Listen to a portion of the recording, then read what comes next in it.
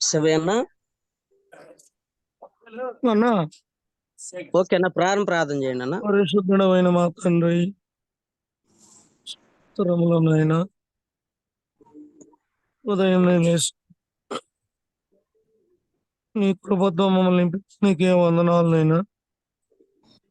ఈ కోడికంతట్లో కూడా తండ్రి, పాటల్లో వాక్యములు మీరు మమ్మల్ని వందనాలనైనా. కోడికంతట్లో తోడుండి నిలబడి నీ దాసుడు వాక్య ప్రభా ఆయన దయచేయమని కనుకరించి ప్రభాస్నామలో పాడుతున్నాం. ఆమేన్. అన్నయ్య గొంతు రాసింది వందనాలనా శివయ్యన్న. ప్రార్థన చేసిన శివయ్యన్న వందనాలనా. ప్రభాకరన్ ఉన్నాడన్నా? రాలేదు ఇంకా. ఎవరికిద్దాం?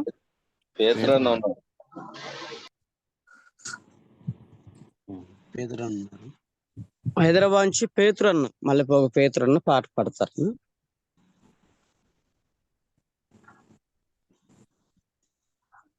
పేతురన్న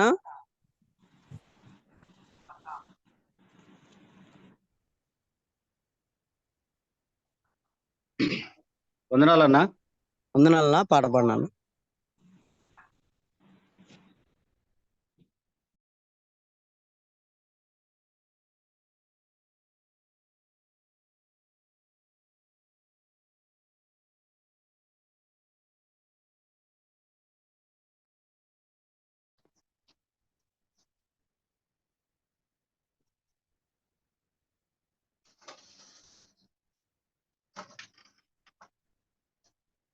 నాకెన్నో మేలులు చేసితివి, నీకేమి అర్పింతును దేవా, నీకేమి చెల్లింతును.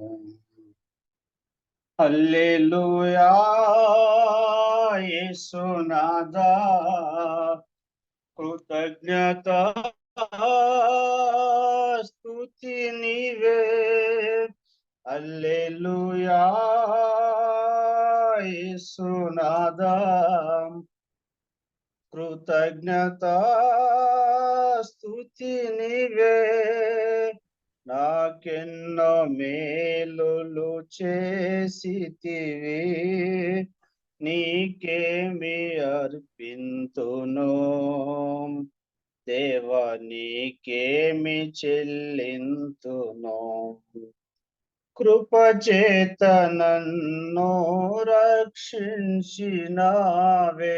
కృప వెంబడి కృపతో నన్ను బలపరచితివే. నన్నెంతోగానో ప్రేమించినావే, నా పాపములు కడిగి పరిశుద్ధ పరచితివే. నాకెన్నో మేలులు చేసితివి, నీకేమి అర్పింతును దేవా, నీకేమి చెల్లింతును. అన్న ప్రభాకరన్ వచ్చాడు. నీ కాడి మోయా నా తోడు నీవై, నీ చేతి నీడలో నన్ను దాచి ఉన్నావు. ఏ కీడు నాకు రాకుండా చేసి నీ జాడలో నన్ను నడిపించుచున్నావే. నాకెన్నో మేలులు చేసితివి, నీకేమి అర్పింతును దేవా, నీకేమి చెల్లింతును. నీ రాజ్యమందు నన్ను చేర్చుకుందు, రానున్న రాజువు, నా రాజువు నీవే, నీ వధువు సంగమున నన్ను చేర్చుకున్నావు, నన్ను కొన్నవాడావు, నా వరుడవు నీవే, నాకెన్నో మేలులు చేసితివి, నీకేమి అర్పింతును దేవా, నీకేమి చెల్లింతును. హల్లెలూయా యేసునాథా, కృతజ్ఞతా స్తుతి నీవే. హల్లెలూయా యేసునాథా, కృతజ్ఞతా స్తుతి నీవే, నాకెన్నో మేలులు చేసితివి, నీకేమి అర్పింతును దేవా, నీకేమి చెల్లింతును. వందనాలన్నా. అన్న ప్రభాకర్ అన్న కూడా వచ్చాడు. ఎలీష్ అన్న, ప్రభాకర్ అన్న కూడా వచ్చాడు. అన్నతో కూడా పాడించండి పల్లవి రెండు చరణాలు. వెల్లటూరు నుంచి ప్రభాకర్ అన్న దేవుని సేవకులు కూడా పాట పాడతారు. 2 చరణాలు. ప్రభాకర్ అన్న వందనాలనా?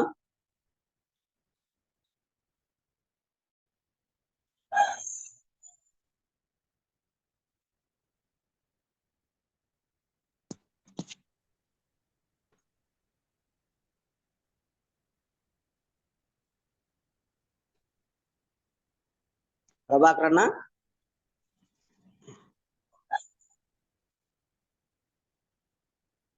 సరే, అన్మ్యూట్ అవ్వలేదండి. సత్యబాబు వచ్చారన్నా? వచ్చారు అన్నా. వందనాలన్నా. అన్నా సత్యబాబు వందనాలు. ప్రార్థన చేసుకుని దేవుని వాక్యాన్ని విందాం. ప్రార్థన. నా మీట్లో నుంచి కూడా వచ్చింది. ప్రభాకర్ అన్న ఇప్పుడు వచ్చారా? అవునా, వందనాలన్నా. మీట్లో నుంచి రాలా, ఇప్పుడు పోయింది. పల్లవి చరణం పాడండి. దేవుని నామానికి స్తోత్రాలు. వచ్చిన పరిశుద్ధులందరికీ ప్రభువైన యేసుక్రీస్తు నామములో వందనాలు తెలియజేస్తూ పల్లవి చరణం పాడి ప్రభు నామాన్ని కనపరుచుకున్నాం.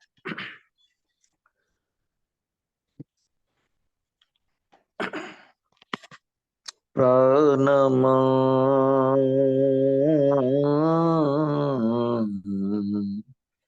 మరువకుమా దేవుడు చేసిన మేలులను, దేవుడు చేసిన మేలులను. ప్రాణమా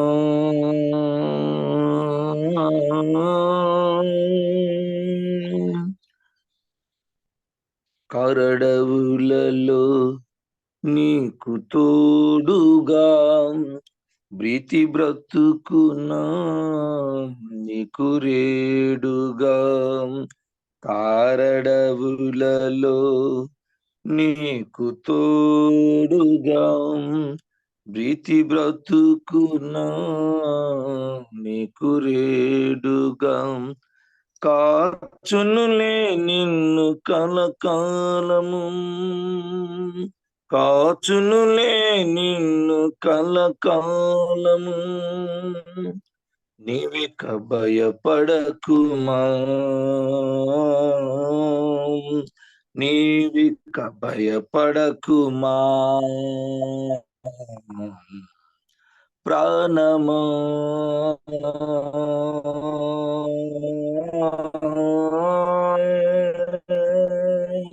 మరువకుమా. ప్రత్యేకమైనటువంటి వందనాలు తెలియజేస్తున్నా. పాట పాడినా ప్రభాకర్ అన్న వందనాలనా? వందనాలు. వాక్యం కొరకు ప్రార్థన చేసుకుందాం. ప్రార్థన. అక్కిపోగు ఏసేబన్న. నా వందనాలన్నా. వందనాలనా? ప్రార్థన చేస్తామండి. పరిశుద్ధుడైన మా దేవ, జీవం కలిగిన మా తండ్రి, నిరంతరము స్తోత్రార్హుడవైన మా ప్రభువా, దేవదూతల చేతను కెరూపులు శరాపుల చేతను స్తుతినందుచున్న మా తండ్రి, నీకు స్తోత్రాలు చెల్లిస్తున్నాం నాయన.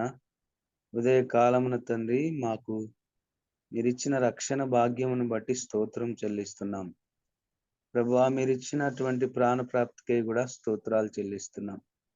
ఉదయ కాలమున నాయన మమ్మల్ని లేవనెత్తి ఇట్రీతిగా ప్రభువా జూమ్ మీటింగ్ ద్వారా దైవజనులు, పెద్దలు, ప్రభువా సేవకులు, సువార్థికుల ద్వారా ప్రభు సహవాసముతో మేమందరం నాయన పరిశుద్ధుల సహవాసంగా చేరి ఉదయ కాలమున నాయన మిమ్మల్ని కీర్తించడానికి, మీ నామమును సంకీర్తన చేయడానికి మీరు మాకిచ్చిన మీ కృపకై స్తోత్రం చెల్లిస్తున్నాం.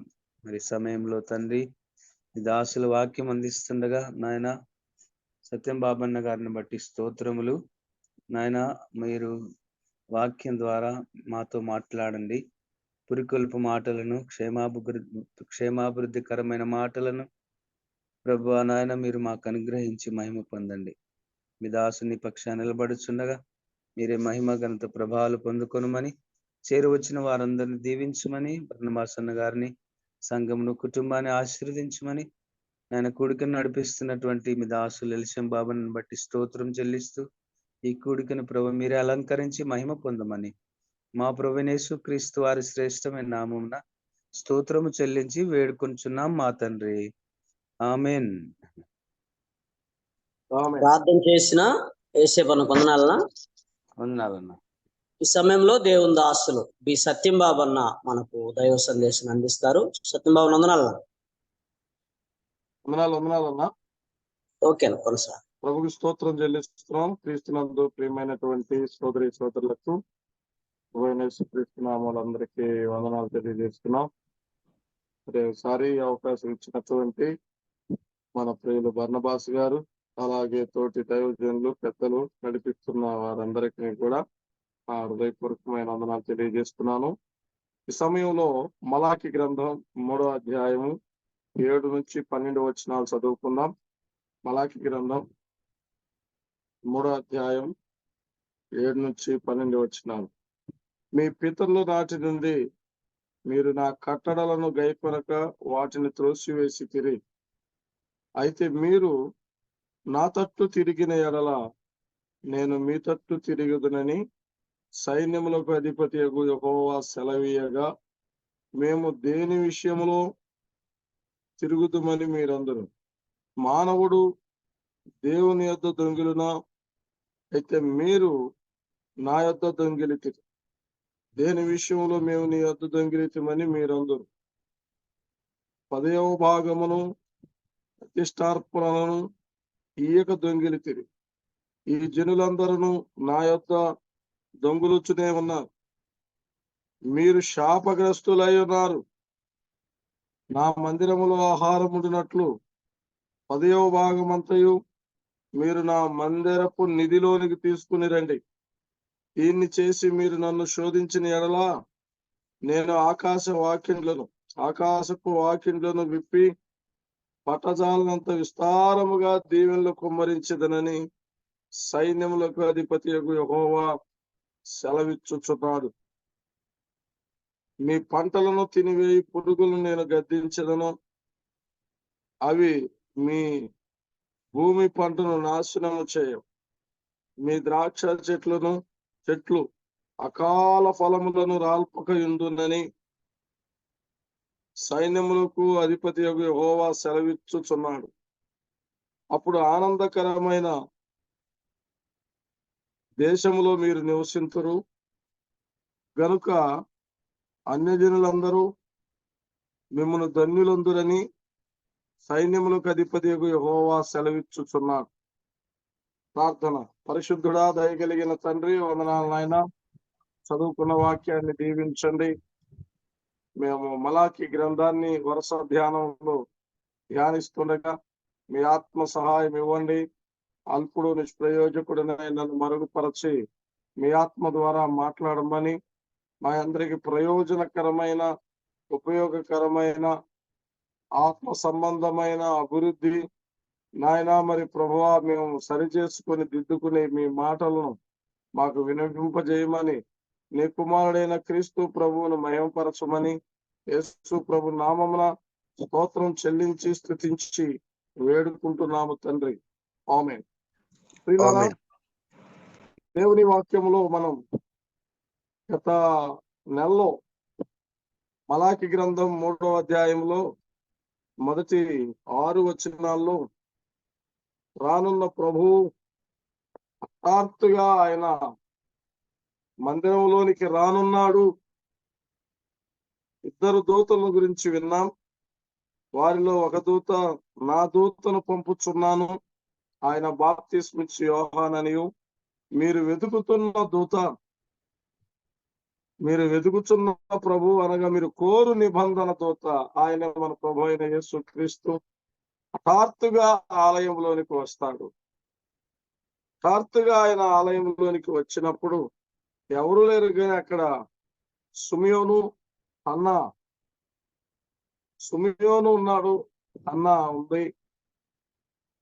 ప్రభు మన హృదయమనే ఆలయంలోనికి ఆయన వస్తున్నప్పుడు ఎవరు ఉన్నాం, ఎలా ఉంది, చాలా విషయాలు మనం విన్నాం. తీర్పు తీర్చే ఎవరెవరికి తీర్పు తీర్చడానికి వస్తున్నాడో, మన హృదయం అనే ఆలయంలో దేవునికి ఇష్టం లేనివి ఏమన్నా ఉంటే ఏం కాబోతుందో. ఆయన మార్పు లేని వాడు కాబట్టి మనకి తీర్పు రాకుండా ప్రేమించి దేవుని కృపలో మనల్ని సరిచేస్తున్నాడు. ఆనాడు యాకోబు సంతతి అయినా మనల్ని ఆత్మీయ. ఈరోజు మనము 7 నుంచి 12 వచనాల్లో ఇక్కడ మరి ఒక అంశాన్ని మనము దాదాపు ఈ గ్రంథంలో 7 ప్రశ్నలు అన్నాడు. 7, 8లో 2 ప్రశ్నలు కూడా ఉన్నాయి. మీరు నా తట్టు తిరిగిన ఎడల, చూసారా, మీరు నా తట్టు తిరిగిన ఎడల నేను మీ తట్టు తిరిగిన సైన్యములకు అధిపతి యెహోవా సెలవీయగా మేము దేని విషయంలో మీ తట్టు తిరుగుదుము అని. 2వ ప్రశ్న ఏందయ్యా అంటే, నా యొద్ద మీరు దొంగిలి తిరిగి అని ప్రభు అన్నప్పుడు దేని విషయంలో మేము నీ యొద్ద దొంగిలితిమి అన్నారు. కాబట్టి ఈ మాటలు మనం చదువుతున్నప్పుడు 7 ప్రశ్నలు ఉన్నాయి. ఒక్కొక్క ప్రశ్న ఇందులో ధ్యానం చేశాము. ఈ భాగంలో మరొక 2 ప్రశ్నలు కూడా ఉన్నాయి. ఏదేమైనా మనం చదువుకున్న మలాకి గ్రంథము 3వ అధ్యాయము 7 నుంచి 12 వచనాల్లో ఉన్న ఈ భాగానికి దేవుణ్ణి దోచుకొనుట అనే పేరు పెట్టుకొని చిన్న టైటిల్ పెట్టుకొని ధ్యానం చేస్తే బాగుంటుంది. దేవుణ్ణి దోచుకొనుట. లోకంలో మనం అప్పుడప్పుడు అంటాం, దేవునికి నిలువు దోపిడీ ఇచ్చామండి అని అన్ని సంబంధమైన మతాల్లో మాట్లాడేవారు ఉన్నారు. అన్ని సంబంధమైన మతాల్లో మాట్లాడే వాళ్ళు ఉన్నారు. మేము దేవునికి నిలువు దోపిడీ ఇచ్చాము. ఇక వారికి ఏమేమో ఉండయో ఇచ్చేసారేమో మనకు తెలియదు. బంగారము ఇంకా ఏ ఉండయో. సరే, ఇక్కడ దేవుడు ఆరోపిస్తున్న ఆరోపణలు 3 విషయాలు మనం గమనించాలి. 1, దేవుణ్ణి తన ప్రజలు దోచుకొనుచున్నారు అని దేవుడి ఆరోపిస్తున్నట్లుగా మనం చదువుతున్నాం. ఎందుకంటే మానవుడు దేవుని యొద్ద దొంగిలునా, అయితే మీరు నా యొద్ద దొంగిలితిరి. ఇది దేవుని ఆరోపణ మలాకి ద్వారా ఆనాటి ప్రజలతో మాట్లాడుతున్నాడు. మీరు నా దగ్గర దోచుకుంటున్నారు, దొంగతనం చేస్తున్నారు. 2, దేవుణ్ణి దోచుకోవటం అది ఆశీర్వాదం కాదు, అది శాపము. 9వ వచనం, ఈ జనులందరూ నా యొద్దనే దొంగిలించునే ఉన్నారు, మీరు శాపగ్రస్తులై ఉన్నారు. 1, దేవుడు తన ప్రజల మీద ఆరోపణ చేస్తున్నాడు. ఏమనంటే, మీరు నా దగ్గర దొంగతనం చేస్తున్నారు, లేక దోచుకుంటున్నారు. 2వది, ఒకవేళ మానవుడు దేవుని యొద్ద దొంగిలిన, దోచుకున్న, దొంగతనం చేసిన, అది శాపమే గాని ఆశీర్వాదం కాదు. 3వది, ఈ దోచుకోవటం ఎలా మానివేయాలి? ఈ దొంగతనం చేయటం దేవుని దగ్గర నుంచి ఎలా మానుకోవాలి మనం?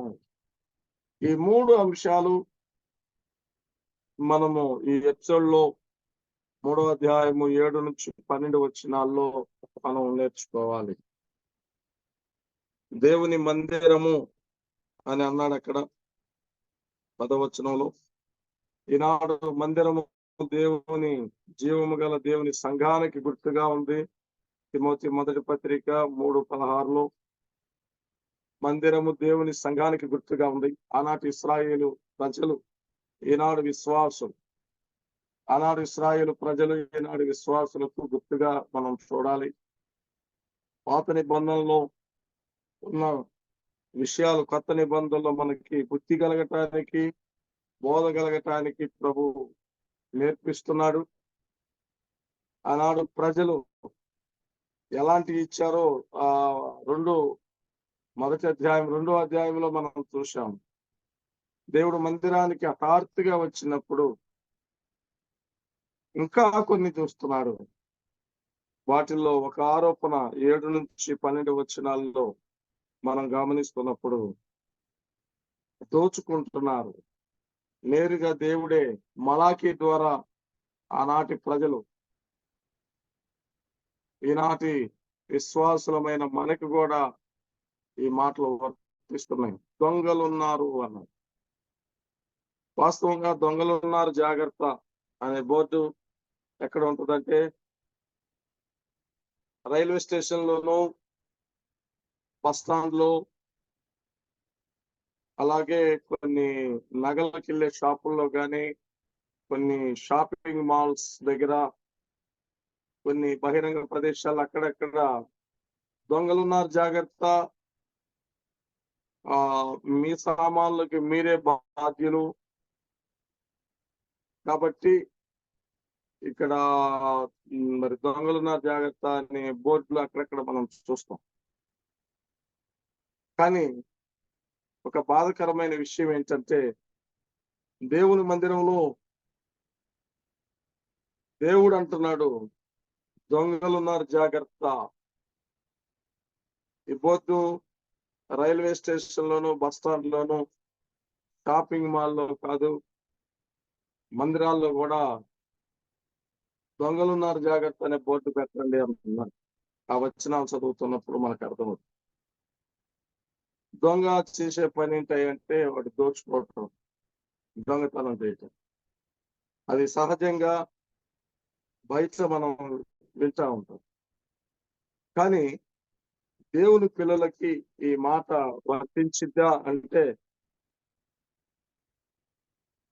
వాస్తవంగా వర్తించదు. 2 విషయాలు ఉన్నాయి. ఒకటి, దొంగతనం అనేది శారీరకంగా దొంగతనం చేసేది, ఆత్మ సంబంధంగా దొంగతనం చేసే 2 విషయాలు మనం చూస్తాం. ఎఫెసీ పత్రికలో అపోస్తలుడైన పౌలు గారు, ఒకవేళ అంతకుముందు ప్రభువు నమ్ముకోక ముందు ఇలాంటి అలవాట్లు ఏదైనా ఉంటే అక్కడ ఆయన అంటాడు, దొంగిలిన వాడు ఇక దొంగలేక అంటాడు. 4వ అధ్యాయం 27వ వచనంలో ఆయన 28 చూడండి. దొంగిలిన వాడు ఇక మీదట దొంగిలిక అక్కరగలవానికి పంచిపెట్టుటకు వీలు కలుగు నిమిత్తం తన చేతులతో మంచి పని చేయుచు కష్టపడాలి అని. ఒకవేళ దొంగతనాలు చేసే అలవాటు ఏమైనా ఉంటే, ఒకప్పుడు దొంగతనాలంటే మన వాళ్ళు ఏమనుకుంటారంటే ఏదైనా పెద్ద పెద్ద ఆ నగలు గాని డబ్బు గాని ఇంకొకటి గాని దొంగతనమే, అది కూడా దొంగతనం. మరి అలా వస్తే మనం ఇళ్లలో గాని మందిరంలో గాని ఏ చిన్నది వారికి తెలియకుండా తీసుకొని నాకు నచ్చిందని జేబులో పెట్టుకోవటం, ఏదైనా తీసుకున్నా అది కూడా దొంగతనమే. అలాంటప్పుడు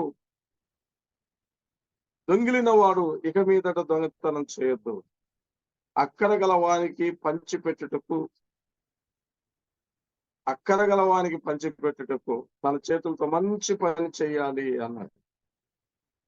మంచి పని చేసి అవసరమైతే ఇదివరకు ఇతరులే దోచుకున్నావు కదా, ఇప్పుడు నీవే ఇతరులకి పంచిపెట్టేవాడుగా ఉండాలి అన్నాడు.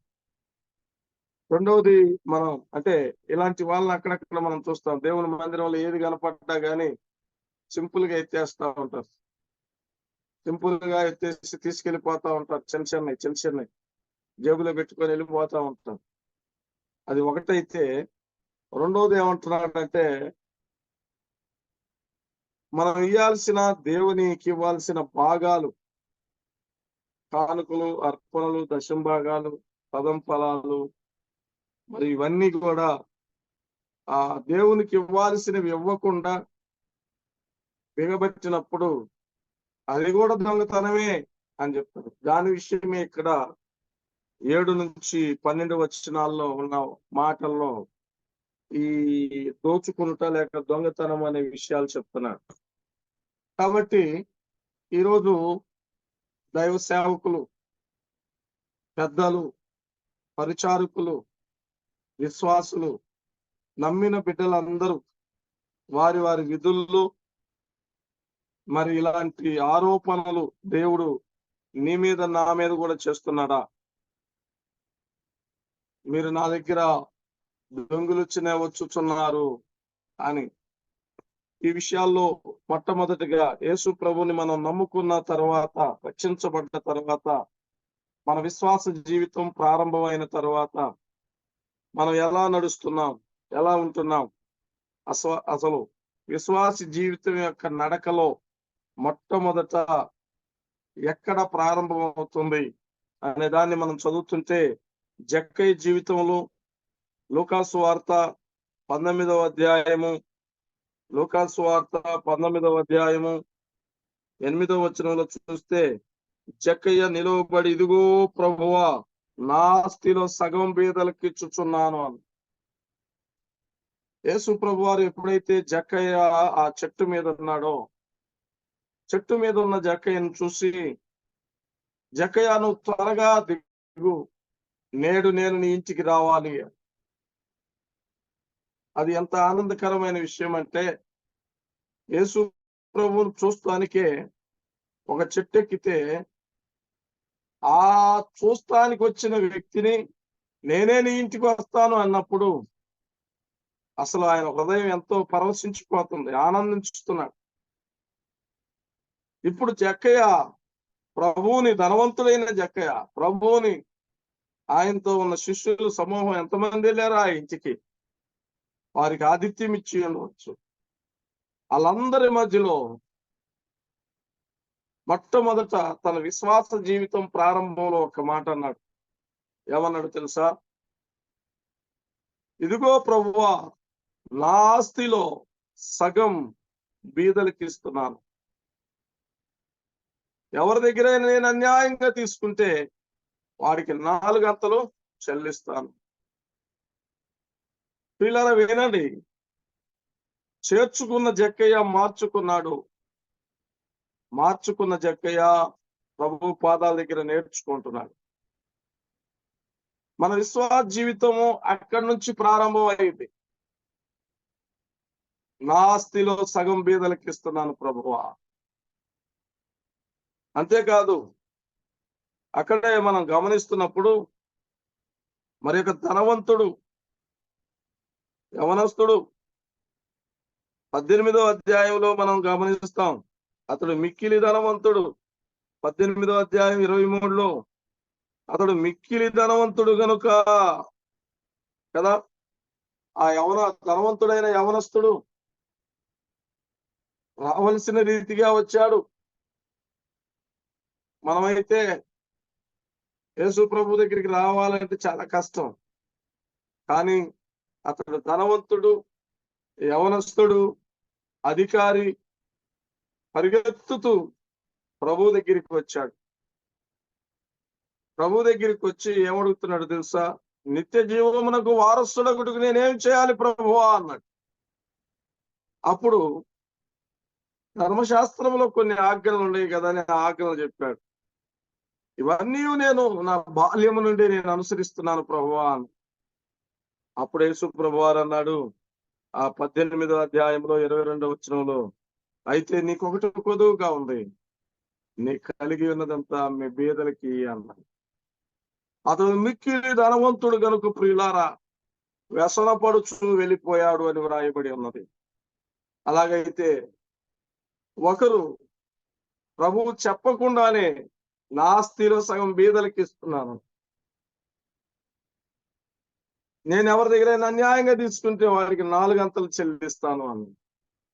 ఇంకొక వ్యక్తి నీకు కలిగింది అమ్మి బీదలకి ఇచ్చేసి నువ్వు నన్ను వెంబడించు అంటే అతడు మిక్కిలి ధనవంతుడు కనుక అక్కడి నుంచి వెళ్ళిపోయాడు. మన విశ్వాస జీవితం ప్రారంభం అక్కడ నుండే ఉంటుంది. ఈరోజు మనం మన పిల్లలకి ఎందుకు అంటే వీళ్ళని ఎక్కడ ఆరోపణ చేస్తున్నాడంటే 7వ వచనంలో, మీ పితరుల నాటి నుండి మీరు నా కట్టడలను గైకొనక వాటిని త్రోసివేసి తిరిగి అన్నాడు. మేము అబ్రహాము, ఇస్సాకు, యాకోబులు పిల్లలం. మా పితరులు అబ్రహాం, మా పితరుడు ఇస్సాకు, మా పితరుడు యాకోబు. వాళ్ళ బాటలో మేము, వాళ్ళ పిల్లలు మేము. వాళ్ళు మరి వాళ్ళు ఏం చేశారు? అబ్రహాం ఏం చేశాడు? 14వ అధ్యాయంలో ఆదికాండం 14:20లో మనం చూస్తే ఆవే లోయలో మరి షాలేము రాజైన ఆ రాజుకి మనం షాలేము రాజుకి మెల్కీసెదెక్కి ఆయన 10వ భాగం ఇచ్చినట్లుగా మనము చూస్తాం. యాకోబు ఏం చేశాడు? ఆదికాండం 28వ అధ్యాయం ఆఖరి వచనంలో, నా సంపాదన అంతట్లో 10వ భాగం నీకు ఇస్తానయ్యా అని మొక్కుకున్నాడు. నాకు అన్న వస్త్రమును కలిగి నేను క్షేమంగా నేను తిరిగి వస్తే నా వాటిలో నేను 10వ భాగం నీకు ఇస్తాను అన్నాడు. అలాగైతే ప్రియులారా వినండి, ఇక్కడ మనం గమనిస్తున్నప్పుడు వారు వారి పిల్లలకు నేర్పారు. తరువాత దినాల్లో వారు వాటిని పక్కన పెట్టేశారు. వారు తినటం, వారు దోచుకోవటం ప్రారంభమైంది. ఈరోజు అనుదిన జీవితంలో విధానంలో మనం మన పిల్లలకి దేవుని యొక్క కట్టడలు, విధులు, దేవుని మాటలు మనం నేర్పుతున్నామా? వాటిల్లో ఇదొకటి. ప్రభువుకి ఇచ్చే భాగము ఇదొకటి. ప్రభు యొక్క కట్టడలు, విధులు మనము నేర్పే వారంగా ఉండాలి. అలాగైతే ఇంకా మనం గమనిస్తున్నప్పుడు దేవుని వాక్యములో లూకాసు వార్త 16వ అధ్యాయంలో కూడా అక్కడ ఒక గృహ నిర్వాహకుడిని మనం చూస్తాం. ఈ గృహ నిర్వాహకుడు ఆ యజమాని అంతా సమస్తం అతనికి అప్పగించాడు. కానీ అతను ఏం చేస్తున్నాడంట? ఈ అన్యాయస్తుడైన గృహ నిర్వాహకుడు 16వ అధ్యాయంలో 8వ వచనంలో, అన్యాయస్తుడైన గృహ నిర్వాహకుడు యుక్తిగా కదా మనం చదువుతాం 16వ అధ్యాయంలో, మరియు ఆయన తన శిష్యులతో ఇట్లను, ఒక ధనవంతుని యొక్క ఒక గృహ నిర్వాహకుడు ఉండెను. వాడు అతని ఆస్తి అంతా పాడు చేయుచున్నాడని అతని యొద్ద వాని మీద నేరము మోపగా. ఆస్తి అంతా పాడు చేస్తున్నాడు, ప్రభు ఇచ్చిన ఈ ఆస్తిని పాడు చేస్తున్నాడు. ప్రియులారా, ఇక్కడ మనం గమనిస్తాం 10వ వచనంలో ఒక మాట అన్నాడు చూడండి.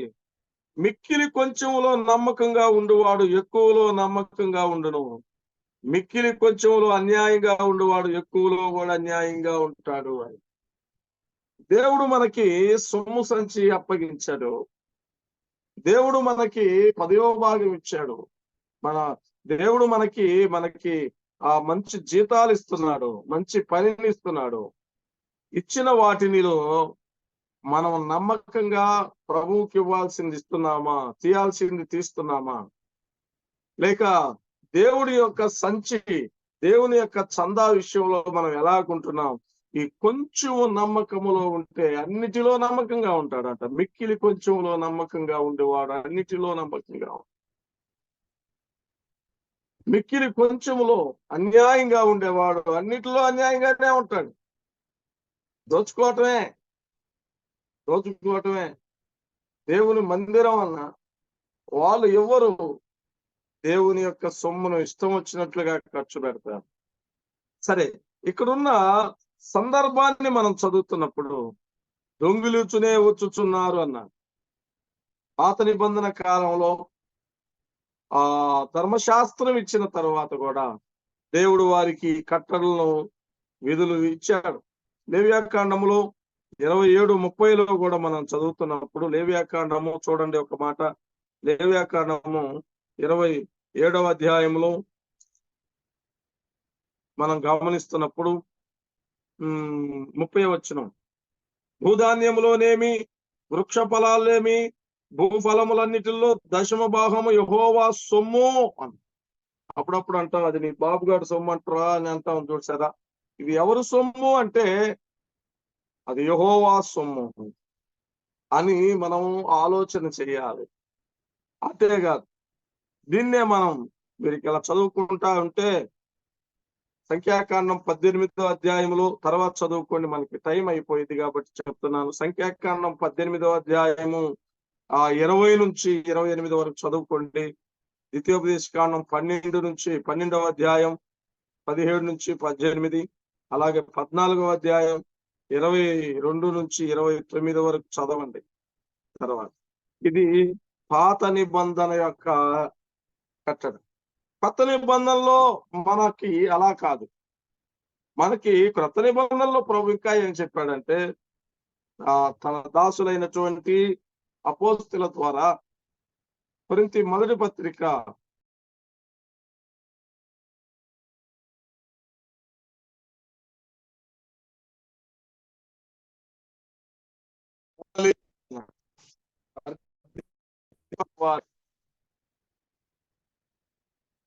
వర్ధిల్లను కొలది ఇవ్వాలి. ప్రియులారా, మనం గమనిస్తున్నాం, వర్ధిల్లిన కొలది మనం 10వ భాగం కాదు, ఇది వర్ధిల్లిన కొలది ఇవ్వాలి. అదే మనం గమనిస్తున్నప్పుడు మన ప్రభు అలా ఇచ్చాడు. అదే 2వ కొరింథీ పత్రిక 8వ అధ్యాయం 9వ వచనంలో ఆయన ధనవంతుడై ఉండి మన కొరకు దరిద్రుడైపోయి మనల్ని ధనవంతులుగా చేశాడు, మనల్ని వర్ధిల్ల చేశాడు. మనం ఇచ్చేది ఎంత అండి? మనం ఇచ్చేది ఎంత? ఆయన ఇచ్చిన దానిలోనే మనం ఇస్తున్నాం. ఆ ఇచ్చేది కూడా ఎలా ఇవ్వాలంట? 9వ అధ్యాయంలో 5వ వచనం, కావున లోగడ ఇచ్చేదమని మీరు చెప్పిన ధర్మము పిసినితనముగా ఇయ్యక ధారాళంగా ఇవ్వాలని చెప్పాను. ధారాళంగా ప్రభువుకి ఇచ్చేటప్పుడు ధారాళంగా ఇవ్వాలంట, హృదయపూర్వకంగా ఇవ్వాలంట, మనస్ఫూర్తిగా ఇవ్వాలంట. ఆ పేద విధవరాలు 2 కాసులు ఉండేవి. ఆ 2 కాసులను ఎలా ఇచ్చిందంటే తనకున్నదంతయు ఇచ్చేసింది. ధనవంతులేమో తన ధనంలో ఉన్నది కొంత తీసుకొని ఇచ్చారు, కానీ ఈమెకి 2 కాసులు ఉన్నాయి. ఆ 2 కాసులు ఇచ్చి, మనమైతే మనల్ని అడిగితే ఏమంటాం అంటే 1 కాసు వేసి 1 కాసు ఉంచుకోమా అంటాం. భలే పాస్టర్ గారు అండి మీరు మేము దేవునికి ఇవ్వాలని అన్ని హృదయపూర్వకంగా వస్తే ఒకటి ఉంచుకొని కొంత వేసి కొంత ఇవ్వమంటారే, అట్లా కాదు. నాకున్నదంతా ప్రభువుకి ఇచ్చేస్తా, ఉన్నదంతా ప్రభువుకి ఇస్తా.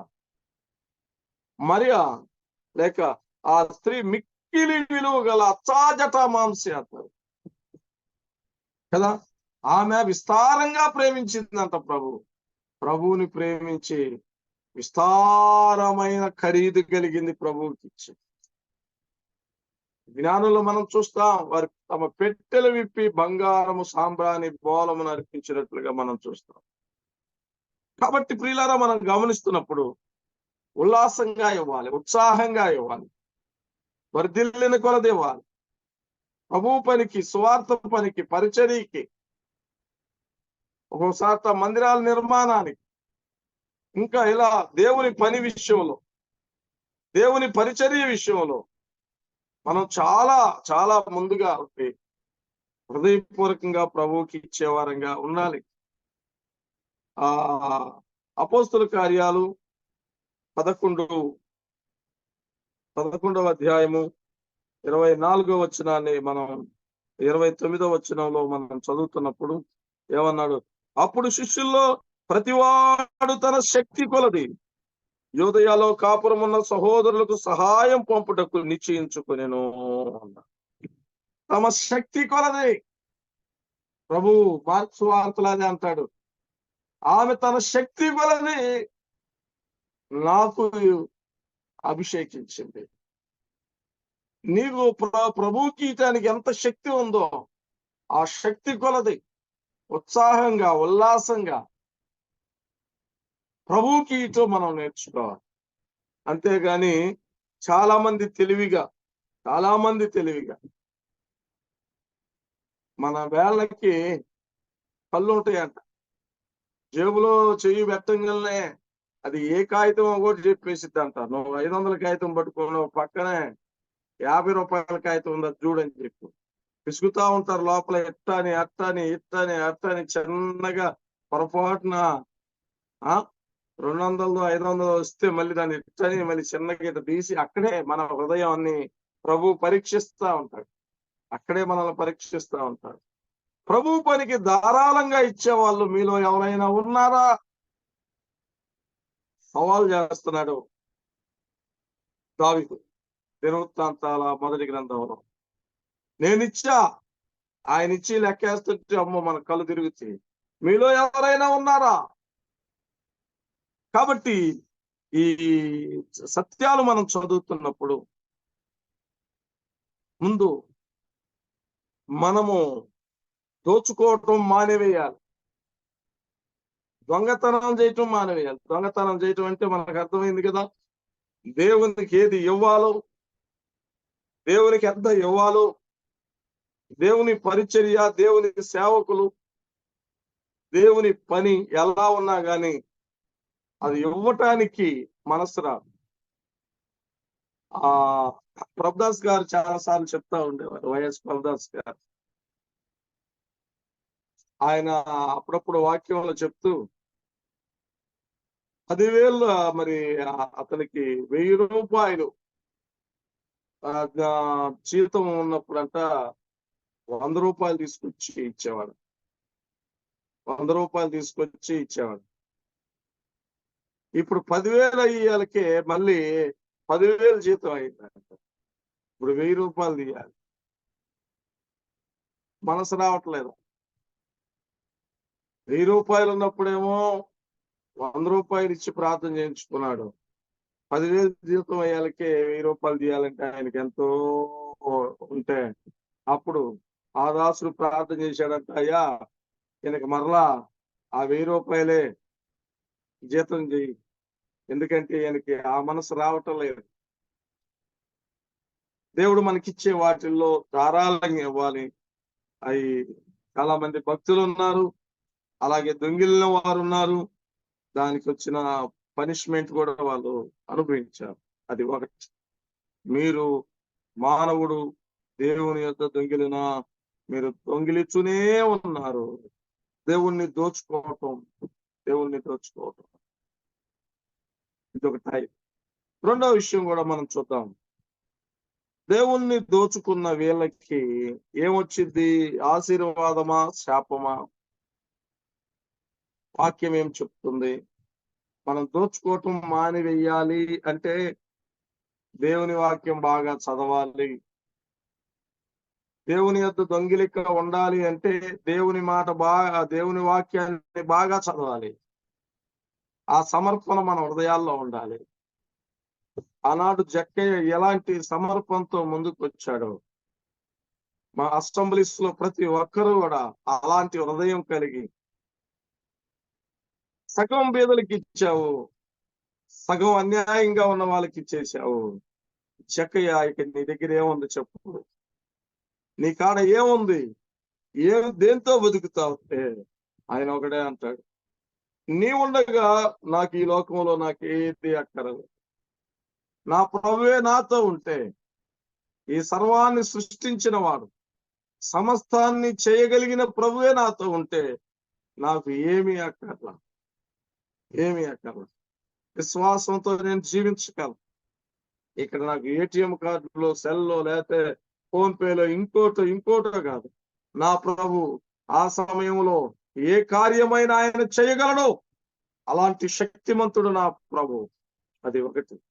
తర్వాత రెండవది, ఇలా దోచుకోవటం ద్వారా ఏమి జరుగుతుంది అనే దాన్ని మనం చదువుతున్నప్పుడు ఇక్కడ మనం గమనిస్తున్నాం. చూడండి 9వ వచనంలో, ఈ జనులందరూ నా యొద్ద దొంగిలుచునే ఉన్నారు, మీరు శాపగ్రస్తులై ఉన్నారు అని.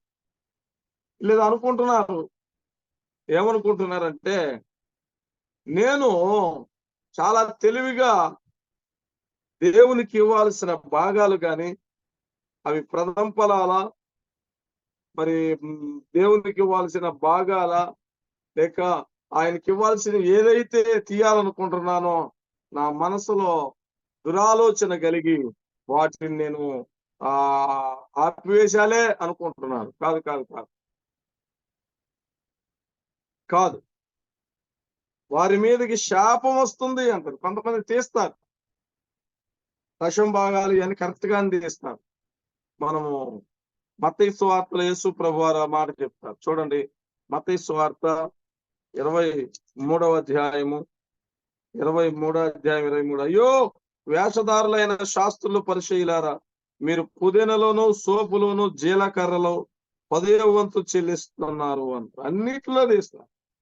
అన్నిట్లో కూడా ఇంకా ఎంతవరకు అంటే పుదీనా మనకు తెలుసు, మటన్ లో వేసుకోవడానికి ఆ యొక్క పుదీనా, అప్పుడప్పుడు బిర్యానీ చేసుకుంటాను. ఆఖరికి అరే ఈ పుదీనా నేను తీసుకెళ్తాను, దేవునికి ఇవ్వాల్సింది కూడా ఇవ్వాలని ఆ కట్టలో తీయాల్సింది కూడా తీస్తారంట. ఆ పుదీనా కట్టలో జీలకర్ర, సోపు. మనం అక్కడ చూసారా సోపు? చూసారా? మనం అన్నాలు తిని కూర్చునేటప్పుడు అవి నోట్లో వేసుకొని కొంచెం నవ్వులుతా ఉంటారు, ఫ్రెష్ గా ఉంటది అని. దానిలో కూడా దశమ భాగం తీస్తారంట. కానీ వేషధారులు నేర్చుకున్నారు. ప్రభు ఏమన్నాడంటే, ధర్మశాస్త్రములో ప్రధానమైన విషయాలు అనగా న్యాయమును, కనికరమును, విశ్వాసమును పెట్టితిరి.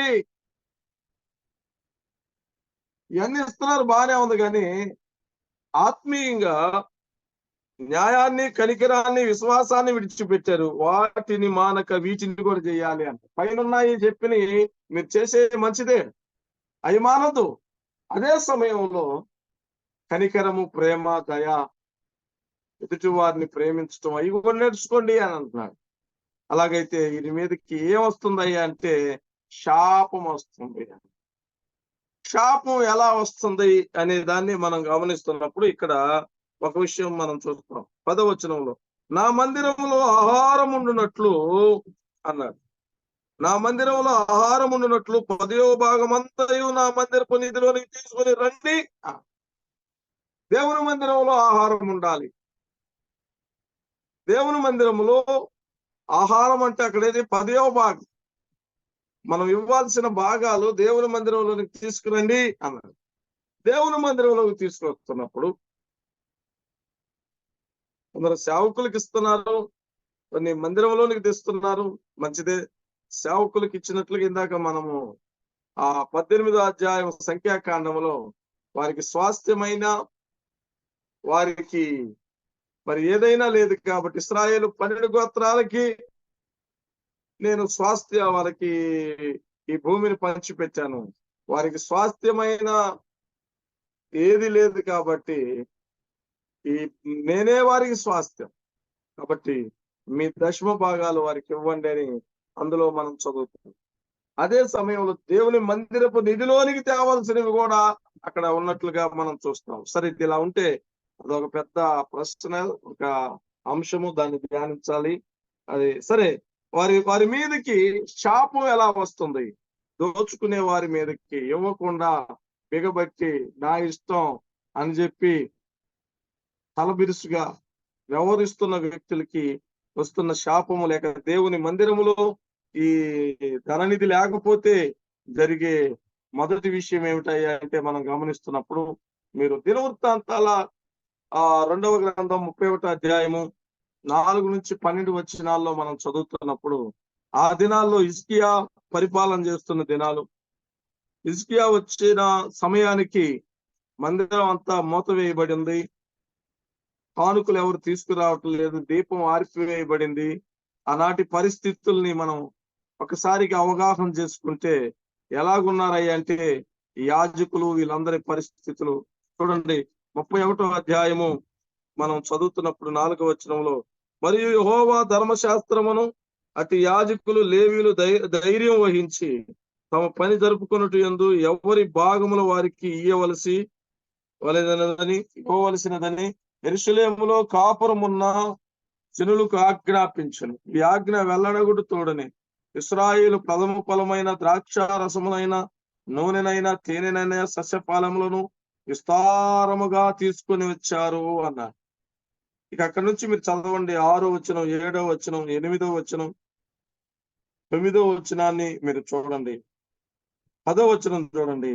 యెహోవా మందిరములోనికి జనులు కానుకలు తెచ్చుట మొదలు పెట్టినప్పటి నుండి మేము సమృద్ధిగా భోజనము చేసినను, చాలా మిగులుచున్నది. యెహోవా తన జనులను ఆశీర్వదించినందున ఇంత గొప్ప రాశి మిగిలినదని రాజుతో అనగా. ప్రియులారా, మనం గమనిస్తున్నాం, జనులు కానుకలు తేవటం ప్రారంభించిన దగ్గర నుండి. అదే నెహమ్యా గ్రంథంలో కూడా మనం గమనిస్తున్నప్పుడు 13వ అధ్యాయంలో, నెహమ్యా గ్రంథం 13వ అధ్యాయం చూడండి. నెహమ్యా గ్రంథము 13వ అధ్యాయము 10వ వచనం చదువుతున్నాను. 13:10. 13వ అధ్యాయము 10వ వచనం ఏమన్నాడు? మరియు లేవీయులకు రావలసిన పాలు వారికి అందకపోవట చేత సేవ చేయు లేవీయులు గాయకులు తమ పొలాలకు పారిపోయిరని. అంటే మందిరపు నిధిలో మనం త్యాగపోవటం ద్వారా దేవుని పని క్రమంగా జరగటం లేదు. అదొక శాపము. దేవుని పని క్రమంగా జరగటం లేదు. 3వ అధ్యాయంలో 11వ వచనంలో, మీ పంటలను తినివేయి పురుగులు నేను గద్దించేదను అంటే అవి మీ పంటలను నాశనము చేయవు, మీ ద్రాక్ష చెట్ల యొక్క అకాల ఫలములు రాల్పకయుండును అన్నాడు. పంటలు పాడైపోతున్నాయి. దేవుడు ఆజ్ఞ ఇచ్చేస్తాడంట పురుగులకి ఆజ్ఞ ఇస్తున్నాడంట. మనం చూస్తాం, అన్ని జాగ్రత్తగా దాచిపెడతారు. డబ్బులు ఈ దేవునికి ఇవ్వాల్సిన ఏ ఇవ్వకుండా ఇవన్నీ తీసుకెళ్ళి ఎక్కడ పెడతారయ్యా అంటే హాస్పిటల్లోనో లేకపోతే ఇంకో చోట వాళ్ళకైనా కానీ ఆనందంగా ఇస్తారు కానీ, లేక ఏడన్నా అప్పు చేసి వడ్డీకైనా ఆనందంగా ఇస్తారు కానీ, ఆఖరికి సెల్ రీఛార్జ్ చేసుకుంటే దానిలో 10వ భాగం వాడు ముందుగానే కట్ చేసుకొనే ఇస్తాడు మనకి. ప్రతి దానిలో ఇలా కట్ అవుతుంది. కానీ దేవునికి ఇవ్వాలంటే మనము ఎంత ధైర్యంగా వాటిని ఇవ్వకుండా చేస్తాము. చాలా మంది మరి కొంతమంది ఏమో ఇవ్వాల్సింది 10 రకాల భాగాలు చేసి వాటిని వాళ్ళు ఇష్టం వచ్చినట్టు పంచుకుంటా ఉంటారు. ఆ టీవీ వాళ్ళకి ఒకరికి, వీళ్ళకి ఒకరికి, వాళ్ళకి ఎన్నెన్నో రకరకాలుగా చేస్తారు వాళ్ళ ఇష్టం. దేవుని వాక్యంలో మనం చూస్తున్నాం. ఒకటి, మందిరం పని దాని క్రమం సరిగ్గా జరగదు. ఆ నిధి లేకపోవడం ద్వారా.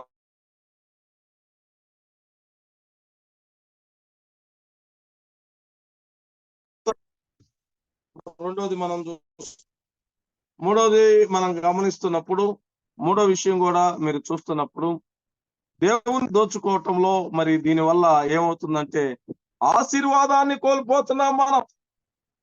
12వ వచనం చూడండి. 12వ వచనము 3వ అధ్యాయము 12వ వచనంలో మనం చదువుతున్నప్పుడు, అప్పుడు ఆనందకరమైన దేశంలో మీరు నివసింతురు కనుక అన్యజనులందరూ మిమ్మల్ని ధన్యులందరని సైన్యములకు అధిపతియగు యెహోవా సెలవిచ్చుచున్నాడు అన్నారు. అంటే మూడోది మనం గమనిస్తున్నప్పుడు, ఈ ఆనందాన్ని, ఈ ఆశీర్వాదాన్ని ఆనందకరమైన దేశంలో మీరు నివసిస్తారు. వాస్తవంగా ఇస్తే, ఇవ్వకపోతే ఆ ఆనందం, ఆశీర్వాదాన్ని కోల్పోతాం మనం. కాబట్టి ప్రియులారా, ఇక్కడ మనం చదువుతున్నాం. ఒకటి, దేవుడు ఆరోపిస్తున్నారు, దొంగలు ఉన్నారు, దోచుకుంటున్నారు. రెండవది, ఆ దోచుకోవటం ద్వారా శాపం ఉన్నది. ఎలాగా అంటే, ఒకటి, మందిర పరిచర్య పని ఆగిపోతుంది. రెండవది మనం గమనిస్తున్నప్పుడు, మనకి ఏదైతే పంట దేవుడు ఇవ్వాలనుకుంటున్నాడో, ఏది ఇవ్వాలనుకుంటున్నాడు, అది ఉద్యోగం కావచ్చు, పంట కావచ్చు, ఇంకోటి కావచ్చు, ఏదైనా కావచ్చు, అక్కడ రెండవది మనం ఏం చూస్తున్నామయ్యా అంటే, పురుగులు వచ్చి వాటిని తినేస్తున్నాయి. దేవుని సైన్యం అది కూడా ఒక సైన్యం. అంటే ఏదో నష్టం జరుగుతుంది నీకు తెలియకుండా. మూడవది ఏం చెప్తున్నాడంటే, మనకి రావాల్సిన ఆనందం, ఆశీర్వాదం ఏం చేస్తున్నాడు, కోల్పోతున్నాం. 3:12 మనం చూస్తున్నాం. ఒకవేళ ఇస్తే ఆ ఆనందకరమైన దేశంలో మిమ్మల్ని చూసిన వారందరూ ధన్యులు అంటారని ప్రభు అన్నాడు. వాళ్ళకి తెలియదులే కానీ ప్రభు అలాంటి విధానాన్ని తీసుకుని వస్తాడు. సరే, మూడో విషయం చెప్పి నేను ముగిస్తాను. మూడో విషయం చెప్పి అది ఏమిటాయి అంటే, దేవుణ్ణి దోచుకోవటం ఎలా మానివేయాలి. కాబట్టి ఇలాంటి పరిస్థితులన్నీ ఎలా చక్కపడతాయి, మరలా మొదట్లోకి మనం ఎలా వస్తాము అంటే, 7వ వచనంలో చెప్పాడుగా, మీ పితరుల నాటి నుండి మీరు నా కట్టడలను గైకొనక వాటిని త్రోసివేసి. కాబట్టి మనం బైబిల్ బాగా చదవాలి, దేవుని వాక్యం జాగ్రత్తగా వినాలి, దేవుని పని విషయంలో మనకు మనసు రావాలి, దేవుని యొక్క కట్టడలు, విధులు మనం తెలుసుకోవాలి. అవి తెలుసుకోవాలంటే మనం ఏం చేయాలి? ఇక్కడ చెప్తున్నారు, ఏమన్నాడు అంటే, మీరు నా తట్టు తిరిగిన ఎడల నేను మీ తట్టు తిరుగుతాను అన్నాడు. మరి అవన్నీ మనం తెలుసుకోవాలంటే, అవన్నీ మనం నేర్చుకోవాలంటే, మొట్టమొదటిగా ఏం చెప్తున్నారంటే, ఆయన యొద్దకు రావాలి, ప్రభు దగ్గరికి రావాలి, దీన మనస్సుతో, పశ్చాత్తాపంతో, ప్రార్థనతో, కన్నీటితో. అయ్యా, ఈ రోజు నుంచి నేను ఇప్పటి వరకు నేను దొంగనే, ఆత్మీయంగా నాకు తెలుసు, ఎన్ని నేను దోచుకున్నానో, ఎన్ని నేను దొంగిలినా నీకు తెలుసు నాయన, నేను దొంగనే. నా హృదయంలో, నా మనసులో, నా తలంపులో నేను ఇలాగున్నాను. ఇక్కడి నుంచి నేను నీ దగ్గరకు వస్తున్నాను ప్రభు, నీ కట్టడలు, నీ విధులు నేను నేర్చుకుంటా. అవును, నీ విధులు నేను నేర్చుకుంటాను అని చెప్పి ప్రభు ఇంకోటి అన్నాడు, మీరు నా యొద్దకు వస్తే నేను మీ యొద్దకు వస్తాను. మీరు నా యొద్దకు వస్తే నేను మీ యొద్దకు వస్తాను.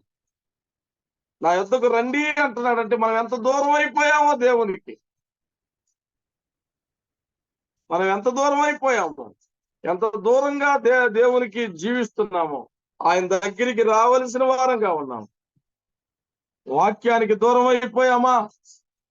రెండవది, దేవునికి ఇచ్చే విషయంలో దూరం అయిపోయామా? నా యొద్దకు రండి అని ప్రభు ప్రేమపూర్వకంగా అంటున్నాడంటే, ఎంత దూరం వెళ్ళిపోయామో, ఎంత దూరంగా ఉన్నామో ఆయన చెప్తున్నాడు. రెండో విషయంలో కూడా మనం గమనిస్తున్నప్పుడు, అక్కడ ఆయన అంటున్నాడు, ఆయన ఆజ్ఞలు గైకొనాలి అన్నాడు కదా, ఆయన ఆజ్ఞలు గైకొనాలి అన్నాడు కదా. ఇంకొక విషయం కూడా మనం చదువుదాం. ఎలాగూ మనం దేవునికి ఇవ్వాలి ఏంటి అంటే, విధేయతతో విధేయతతో ప్రభుకి ఇవ్వాలి అన్నాడు. ఎందుకంటే అక్కడ చెప్తున్నాడు చూడండి, 10వ వచనంలో, నా మందిరములో ఆహారమున్నట్లు 10వ భాగమంతా మీరు నా మందిరపు నిధిలోనికి తీసుకుని రండి. దీన్ని చేసి మీరు నన్ను శోధించిన యెడల నేను ఆకాశపు వాకిండ్లను విప్పి పట్టజాలనంత విస్తారమైన దీవెనలు కుమ్మరించదనని సైన్యములకు అధిపతి యెహోవా సెలవిచ్చుచున్నాడు.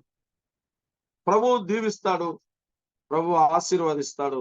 విధేయతతో ప్రభు దగ్గరికి వద్దాం, పశ్చాత్తాపడదాం. గత కాలంలో ప్రభుకి ఇవ్వాల్సినవి, ప్రభు పనికి ఇవ్వాల్సినవి, సువార్తకి వెళ్తున్నారా, సువార్త పరిచర్య జరుగుతుందా, మీటింగులు జరుగుతున్నాయా, లేక బైబిల్ పంచుతున్నారా, లేక మందిరంలో మనం ఇవ్వాల్సిన పర్సనల్ గా ఇవ్వాల్సినవా, దేవునికి ఇవ్వాల్సినవా, ఎలాగో దేవుని పని కోసం కొంతమంది వారి జీతం అంతా, వారి యొక్క కొన్ని సంఘాలు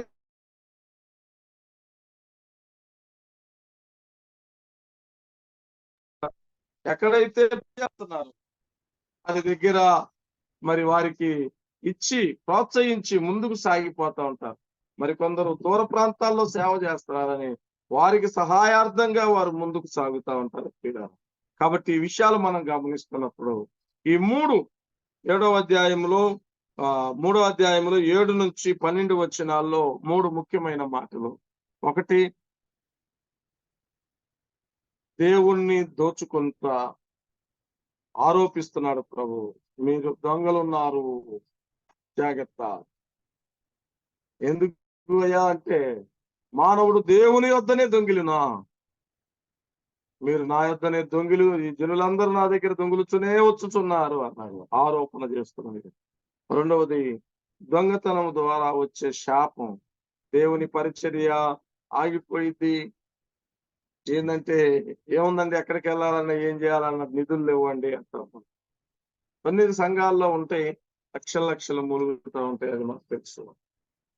ఇంకా అంత మాత్రమే కాకుండా దేవుని ఆశీర్వాదం కోల్పోతాం. మన పంటలు అంటే మనకి ఇవ్వాల్సిన బ్లెస్సింగ్స్ మీద ఏదో పడతా ఉంటుంది, మనకు తెలియదు. కాబట్టి వీటి విషయంలో మనం ఎలా మానుకోవాలంటే, వాక్యాన్ని బాగా చదువుకోవాలి, పశ్చాత్తాపడాలి. మీరు నా యొద్దకు రండి అన్నట్టు. ఎక్కడ రండి అంటే మనం దూరం అయిపోయాం. ఎక్కడెక్కడ దేనిలో దూరం అయ్యాం, ఆయన ఆజ్ఞలను అనుసరించటంలో దూరం అయ్యాం, దేవునికి ఇవ్వటంలో దూరంగా ఉన్నాం, ప్రభు మందిరంలో విషయంలో దగ్గరే ఉన్నాం కానీ చాలా ఆత్మీయంగా దూరంగా ఉన్నాం. వాటన్నిటిలో నా దగ్గరికి రండి అన్నా ప్రభు ఇంకా ప్రేమపూర్వకంగా ఇంకో మాట ఏమన్నా అంటే, మీరు నా దగ్గరికి వస్తే నేను మీ దగ్గరికి వచ్చేస్తాను. మీరు రండి అనే వదిలేదు, నేను కూడా మీ వద్దకు వస్తా. తప్పిపోయిన కుమారుడు తండ్రి దగ్గరికి వస్తుంటే ఆ తండ్రి ఏ విధంగా పరిగెత్తుతూ తిరిగి వచ్చాడో అలాగే నేను మీ దగ్గరికి వస్తాను. దానివల్ల తిరిగి మరి విధేయతతో మనం ఎప్పుడైతే ఈ విషయాలు మనం నేర్చుకోగలుగుతామో తిరిగి దేవుని పని ఆశీర్వాదకరంగా జరిగింది. ఈ రోజుల్లో పరిస్థితులు ఇంకా ముందు ఎలాగుంటాయో ఈ ఎలక్షన్ తర్వాత మనకు అర్థమైంది ప్రియులారా. ఇప్పుడే చాలా క్రిటికల్ గా ఉంది. ఇలాంటి విషయాల్లో మనం ముందుకు సాగి సంఘాలని నూతనమైన సేవకులు రహస్యంగా వెళ్ళి పనిచేసేవారు రావచ్చు. రానున్న దినాల్లో చైనాలోను ఇంకా కొన్ని ఆఫ్ఘనిస్తాన్, పాకిస్తాన్ లో రహస్యంగా వెళ్ళి పనిచేసే ఆ సేవకుల వలె మన భారతదేశంలోనే రహస్యంగా పనిచేయాల్సిన పరిస్థితులు వస్తాయేమో అనిపిస్తుంది. మరి అలాంటప్పుడు మనం సహకరించాల్సిన వారు చాలా మంది ఉన్నాం. దేవుడి చిన్న వాక్యాన్ని దీవించునుగా. వాక్యం అందించిన దేవుని సేవకులు సత్యంబాబు అన్న గారికి మనందరి తరపున ప్రభు నామంలో వందనాలు తెలియజేస్తున్నాం. ముగింపు ప్రార్థన ప్రభుదాస్ అన్న కర్నూలు నుంచి ముగింపు ప్రార్థన చేస్తారు.